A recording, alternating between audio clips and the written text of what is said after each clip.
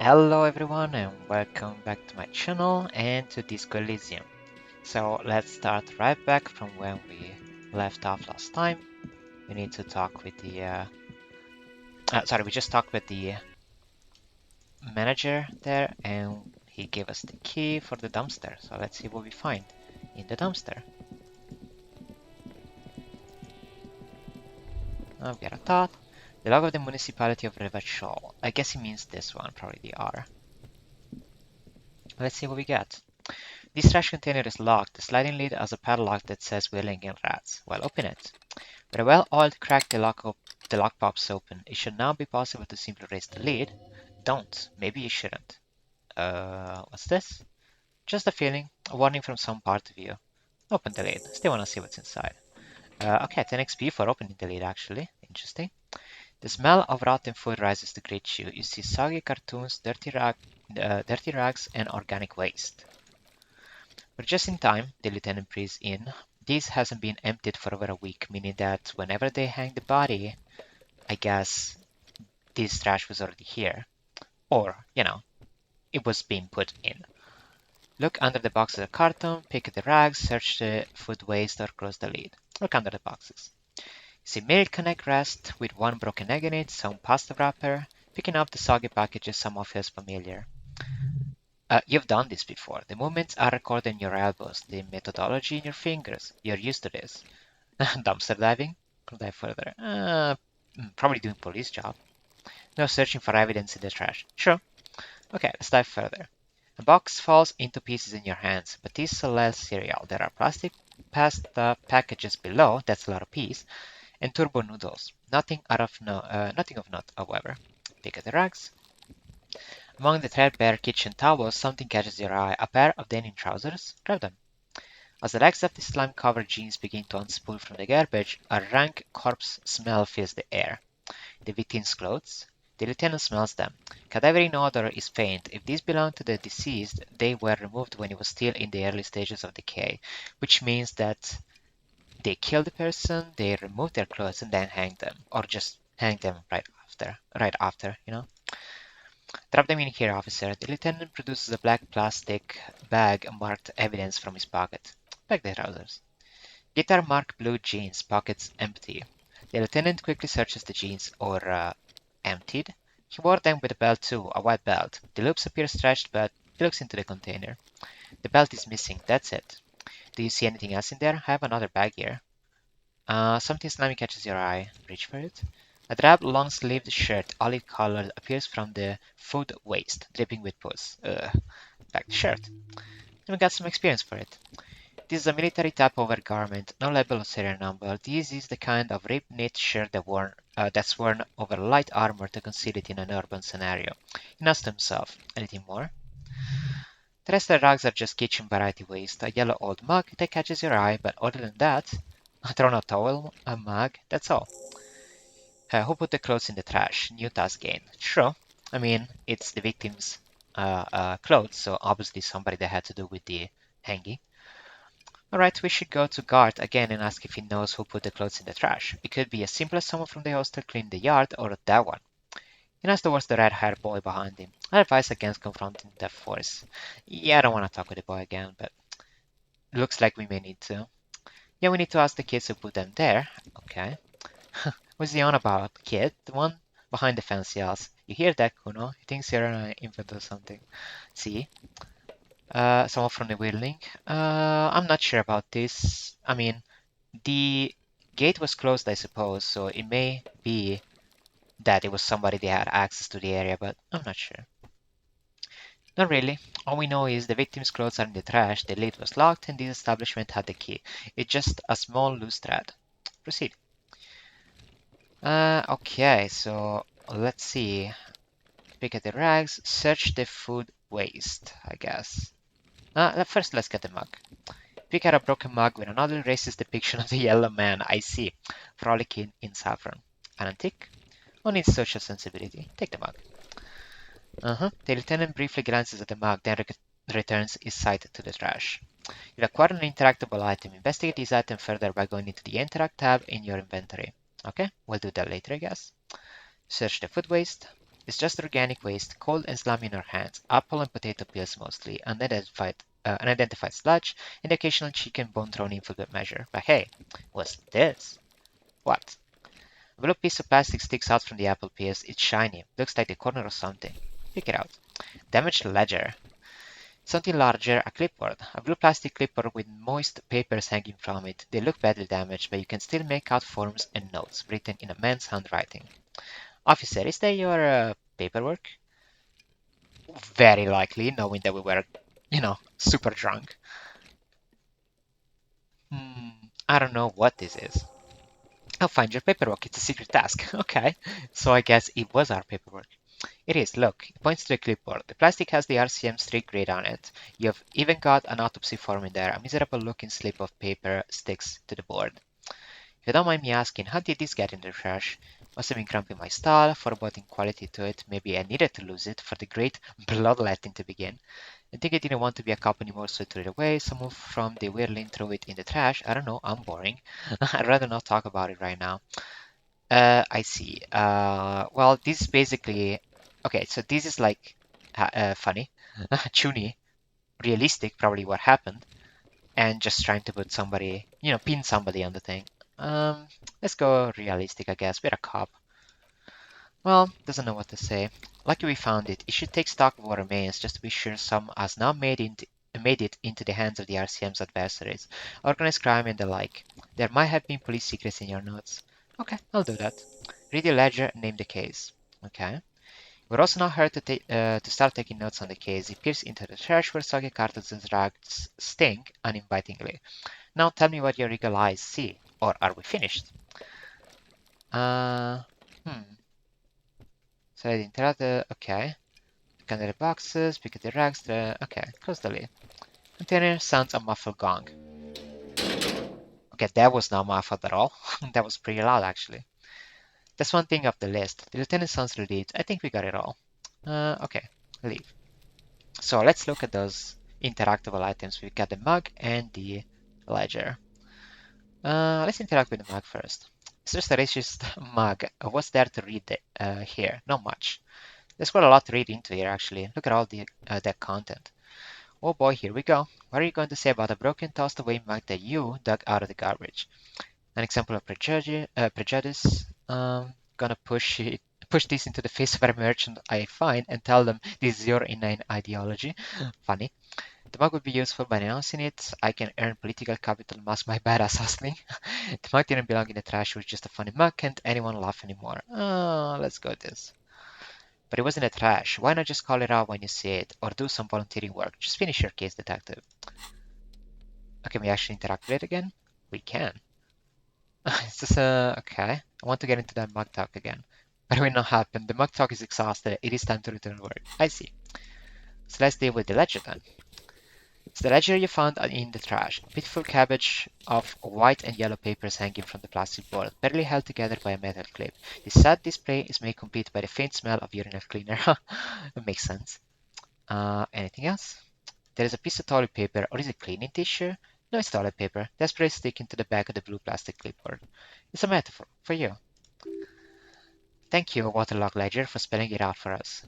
Inspect the toilet paper. It's just toilet paper, stick it to the back of the plastic clipboard. You can take it off if you want. Maybe it's kitchen tissue. Sure, maybe it's kitchen tissue. If you want it to be kitchen tissue, it can be kitchen tissue. It's not though, it's toilet paper. Okay, let's take it out. Oh, we got a XP and a skill point by doing that. That's funny. The toilet paper gave us a skill point. Still wet, the toilet paper, I mean kitchen tissue, sorry, peels off the plastic easily. All you have to do is shake it off your finger and voila, the ledger now looks marginally better. Marginally better. Let's go with the funny one first. Smell the ledger. The acidic stench of rotting food has rubbed off on the cellulose. It now forms the base of the experience. This base surrounded by a faint air of spoiled meat, the stuff of death itself, and then sprinkled liberally with the citrus zest of toilet cleaner. You know, like the bits they put into public piss bowls, probably called Fermi Discrete or Axel or something. At some point in its journey, the ledger has seen the inside of a public toilet. Okay, which toilet would that be? Remember when I said the smell of upstairs bedroom was so rank they should have sent a poet to describe it? Oh, is that a thing, a line that the poet might have used? And 5 more experience, nice. Why, yes, it is. Among many other things, the screening tablet is used by the Whittinger Rags. Perhaps that's where the ledger was dropped in the toilet by you. It makes sense. Um, let's see. Inspect the clip. An aluminum block runs the width of the board, biting down on the paperwork. Its crocodile teeth are the only thing keeping the papers together. A regular pencil, the tip worn down to nothing, has been attached to the clip. Run your fingers. Surface is interrupted by a silvery sticker. It's rectangular, sparkling with iridescence. You don't know how you didn't notice it before. Looks like an official mark made to be low visibility outside the right circumstances. It is similar to the RCM watermark on your blazer that the lieutenant mentioned. Didn't he say something about the headlights of his motor carriage? That you can read this there? Is it one of the holograms? What? He's lost in his own notes. It takes a moment for him to see it. Yes, a halogen watermark used for adding information to RCM property. What types of information? It depends. Aside from the anti-counterfeiting stamp, mine has my station number and address. Okay, maybe that's how we can find out where our character lives, because if you remember, he still doesn't know. Or doesn't remember, I suppose. The information varies by date of issue. Maybe yours will have how many cases you sold. How can you read it? Any capable light with the right wavelength will do. His vehicle? Read the watermarks. Yes, there is a pause.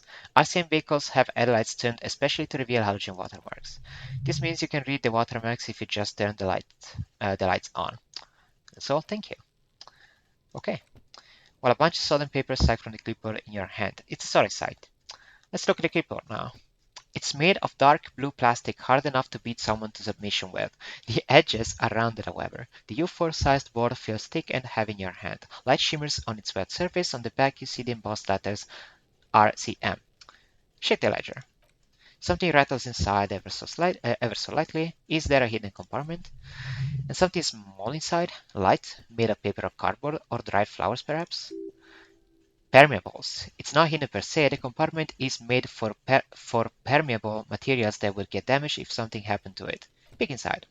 The plastic shimmers like lapis lazuli, but it is not see-through. You cannot see its center. How would I open it? With your hands. Your four-sized pages hang from the clip screwed. Okay. So we have a roll to open it, but we are losing 1 point on it because we have that thought that we selected a couple episodes ago. I'll keep this for now, and I'll do it once we finish that thought, I suppose. So we have a higher chance. I don't want to fail it. I know it's high, but I don't want to fail it still. Just in case there is something important inside. Plus the white pages. They're not exactly white. They're yellowed in patches by sunlight and alcohol and covered in dense blue handwriting. Ink escapes into watercolor patterns, reaching its tendrils across the entire pages. Paper itself is checkered with faint red lines forming short paragraphs. There's a red stamp that exclaims case files. Commit to paper. The case files themselves are plenty. You count more than 100 sodden, crumpled up, earmarked pages falling apart in your hands. They appear to be sufficiently organized and extremely dense. It's mostly legible. What are they about? Work, strife, poverty, the Jamrock Quarter. These are handwritten logs of investigations dating back to January 51. This year.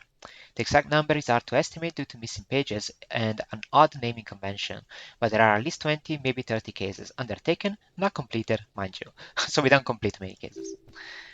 It's the middle of March. You have attempted 2 cases a week on average. Uh, hmm. 2 cases a week. Is 2 cases a week a good load? Count the pages. Yeah, is it a good load? Here is his nose from his nose. 2 complex cases to undertake is a lot, yes. You really have to push yourself. I would not suggest it lest you start making mistakes. Well, that appears to be what I've been doing then. not completing them though. 2. He raises both eyebrows. That's a lot. I didn't mean to say you're making mistakes, by the way. That was presumptuous of me. I'm sure I made plenty mistakes, yes. That's okay. You're not. We all make mistakes. Let's see, same. There was a mention of a naming convention here. Yes, it appears you employ a, shall we say, robust yet literary system. Each investigation has its case number written on the margins, yet, still more tellingly, most are accompanied by a name. A title, one might say even. One that draws inspiration from Snoop fiction and Vespertine cop show staples. Oh my, and they're written in capital letters too. Yes. Yes, all caps. One is called the next for mural, the square bullet hole murders, the unsolvable case. I guess we didn't solve this one. Others appear more lighthearted. Guys on a couch in an unexpected location. Interesting case. Hookah parlor, collapse in 10 minutes. Okay. It's going to take an effort to piece, sorry, these case files together, but it can be done. Later, once you're done inspecting them up close. My cases appear to employ some kind of naming convention. Alphanumeric, officer, priest in time of arrival at the scene. That's the one. No, I mean a non-numeric one with titles. Oh, you mean the titular? Yes. Well, so do I. In our defense, almost everyone in the RCM does. Why is that? It's a holdover from the early days of the RCM, right after the revolution, when the organization had little idea how to do things. It persists in an unofficial capacity. Officers use these titles to refer to their work among themselves. I seem to have named a case. Yeah. Again, in your defense, I seem to have named one. The man with the hole in his head. I guess that gets the point. There was a real person. His dad was real. Still named it that to amuse myself. I pray his loved ones never find out. What happened to him? Rail spike to the head. Oof. Okay. That's it. The notebook is annual. It says 51 on what remains of its cover, a molten scrap of cardboard. Everything prior to this must have belonged to a previous volume. In short, there was more. Let's count the pages. So we see if we have room to open the official case for this one. There is for precisely one more. 15 pages near the end remain untouched by the damage. The checkered grid forms a structure of passages, breaking the case into subtasks to accomplish. Once all the tasks are accomplished, the case is complete. Commit to paper. Using the pen Lena gave you. Nice. Uh, the ones you completed flew out to the kind green ape pen in a brush freehand similar to the rest of the letters. The wording comes easily, it's almost robotically simple, a language developed for mental rigor and simplicity. Inspect with this body, we did that. Interview the cafeteria manager. Continue. It's not exactly poetry, but poetry would be out of place. Cross out the ones we've already finished. Well, the two we just wrote, I guess. A satisfying slash sounds across the paper. You're done, it seems to say. And you. Oh, we healed some morale that we didn't need to? Okay. You're a swashbuckler with that pen, Harry, and it feels good. Feels like completion. Things to be done and things already done. The composition of reality. This is an extremely useful tool for a detective of the citizens militia. Now all that remains is to name the case. Have you by any chance named our case? No, actually. Any ideas? Hangman, Fierce, Setting Sun. Okay, interesting one. Let's go with the Hangman. Great, that's great. Actually, that's actually what I was thinking too, the Hangman. Good, strong name. We have a very good name for the case now. Task complete. Read your ledger and name the case. 30 experience. That's nice. Done inspecting this. Close the case files. Okay, so we can either watch them again or the yellow papers. We also get a new one, new role, which is can I read the case files now? Well, we don't need to do that now. Let's leave it for later. I'm interested in the yellow papers though. In the back you see these thin translucent copier paper, some new yellow, some bright red, all covering boxes like marching armies. These look like official forms waiting to be filled out. They rip them from the binder and hand them out, according to what type of form. What are there? Misconduct fines, station calls, field autopsy forms. I mean, I'm guessing they're all self-explanatory, but let's click just to make sure. Fines, okay, 20 to 250, also 1000 real in case for severe ones. Okay, station call. Quite sinister in tone. They give a date and time for the person to appear at a specified precinct police station. Okay, so if you want to interrogate somebody. And field autopsy. Dozen pages of thin copy paper, a bright red. You see the parameters of a human form. Okay, age and everything else. That makes sense. We did gain experience for reading that. All that remains now is to fill those forms and hand them to people. Fines for wrongdoers, interview requests for bad guys, and field autopsies to the other ones. Okay. Um, do we want to read the case files now? Kim explained the system, so we are getting a higher chance, and it's a white check, so we can retry it. Sure, let's do it. Good, success. Yes, you can piece them together using the alphanumeric code on the margin. It always begins with HDB41, then date of initialization and time of arrival on the scene, followed by the title. For example, number, okay, when we arrived, and the time. The next word, mural. Wait, HDB41? Weren't those officer precinct? Oh, right, officer precinct, yeah, 41. Why, yes, the precinct number is 41, and HDB we got experience. Every last alphanumeric in the files begin with, and these are your case files. It's safe to say HDB are your initials. Ah, I see. HDB, that's us. How does that be better? Okay, I'm not even gonna try to pronounce that. Those aren't my initials. I'm not feeling them. Well, I don't know what to say to that.